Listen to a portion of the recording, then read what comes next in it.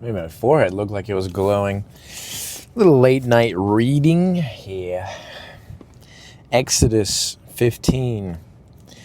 Then Moses and the sons of Israel sang this song to the Lord, saying, I will sing to the Lord, for he is highly exalted.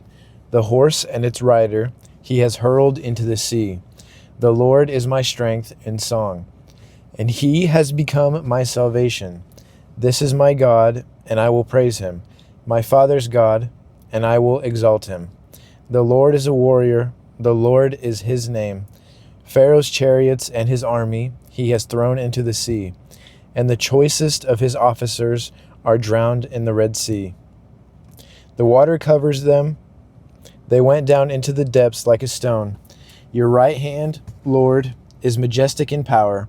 Your right hand, Lord, destroys the enemy. And in the greatness of your excellence, you overthrow those who rise up against you. You send out your burning anger, and it consumes them like chaff. At the blast of your nostrils, the waters were piled up. The flowing waters stood up like a heap. The depths were congealed in the heart of the sea. The enemy said, I will pursue, I will overtake, I will divide the spoils. I shall be satisfied against them. I will draw my sword, my hand will destroy them. You blew with your wind, the sea covered them. They sank like lead in the mighty waters.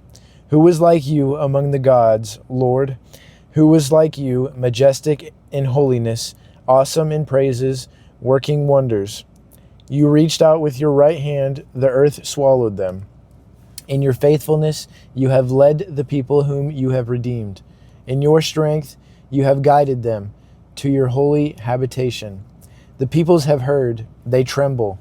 Anguish has gripped the inhabitants of Philistia. Then the chiefs of Edom were terrified. The leaders of Moab, trembling grips them. All the inhabitants of Canaan have despaired. Terror and dread fall upon them. By the greatness of your arm, they are motionless as stone. Until your people pass over, Lord, until the people pass over whom you have purchased, you will bring them and plant them in the mountain of your inheritance. The place, Lord, which you have made as your dwelling, the sanctuary, Lord, which your hands have established, the Lord shall reign forever and ever. Amen.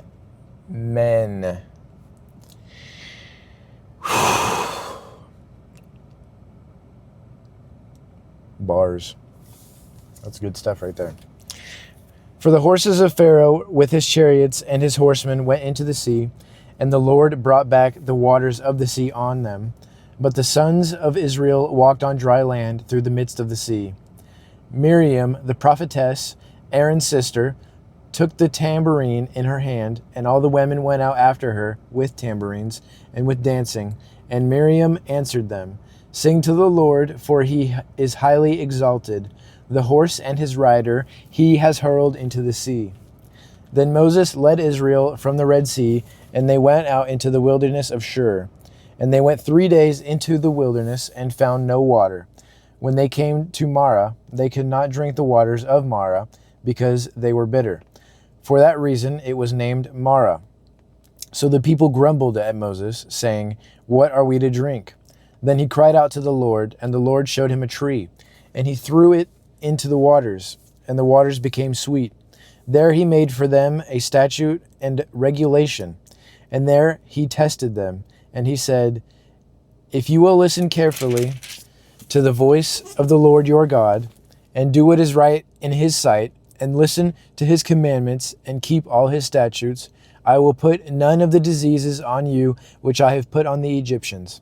For I, the Lord, am your healer. Preach, my boy. Then they came into Elim, where there were 12 springs of water and 70 date palms, and they camped there beside the waters. Exodus 16.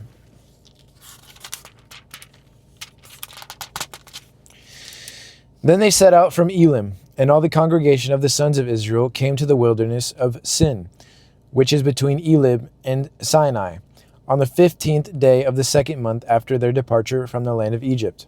But the whole congregation of the sons of Israel grumbled against Moses and Aaron in the wilderness. Always crying. The sons of Israel said to them, "If only we had died by the Lord's hand in the land of Egypt, when we sat by the pots of meat, when we ate bread until we were full. For you have brought us into the wilderness to kill this entire assembly with hunger." Then the Lord said to Moses, "Behold, I will rain bread from heaven for you, and the people shall go out and gather a day's portion every day, so that I may test them, whether or not they will walk in my instruction. On the 6th day, when they prepare what they bring in, it will be twice as much as they gather daily." So Moses and Aaron said to all the sons of Israel, "At evening you will know that the Lord has brought you out of the land of Egypt, and in the morning you will see the glory of the Lord, for he hears your grumbling against the Lord. And what are we that you grumble against us?" And Moses said, "This will happen when the Lord gives you meat to eat in the evening and bread to the full in the morning, for the Lord hears your grumblings, which you grumble against him. And what are we? Your grumblings are not against us, but against the Lord." Then Moses said to Aaron, "Say to all the congregation of the sons of Israel, 'Come forward before the Lord, for he has heard your grumblings.'" And it came about, as Aaron spoke to the entire congregation of the sons of Israel, that they looked toward the wilderness, and behold, the glory of the Lord appeared in the cloud. And the Lord spoke to Moses, saying, "I have heard the grumblings of the sons of Israel. Speak to them, saying, 'At twilight you shall eat meat, and in the morning you shall be filled with bread. And you shall know that I am the Lord your God.'" So it came about at evening that quails came up and covered the camp, and in the morning there was a layer of dew around the camp. When the layer of dew evaporated, behold, on the surface of the wilderness there was a fine flake-like thing, fine as the frost on the ground. When the sons of Israel saw it, they said to one another, "What is it?" For they did not know what it was. And Moses said to them, "It is the bread which the Lord has given to you to eat. This is what the Lord has commanded. Everyone gather as much as he will eat. You shall take an omer apiece according to the number of people which of you has in his tent." The sons of Israel did so, and some gathered much and some little. When they measured it by the omer, the one who gathered much did not have too much, and the one who had gathered little did not have too little. Everyone gathered as much as he would eat. Moses said to them, "No one is to leave any of it until morning." But they did not listen to Moses. And some of them left part of it until morning, and it bred worms and stank. And Moses was angry with them. They gathered it morning by morning, everyone as much as he would eat. But when the sun became hot, it would melt. Now on the 6th day they gathered twice as much bread, 2 omers for each one.